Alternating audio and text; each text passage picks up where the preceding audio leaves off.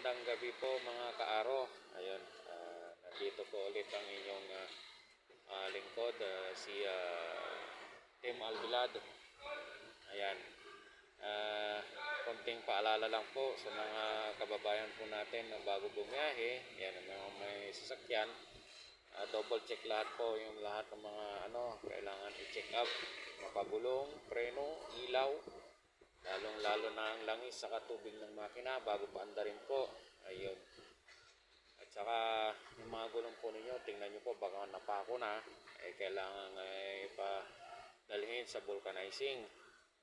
Ayan. At saka yun, pag may time po kayo, yun, always po dito sa Sabado, yun, 8 o'clock po ng umaga hanggang alas 9 po ng gabi, open po kami. Ayan. Nandito lang po kami, Team Albilad.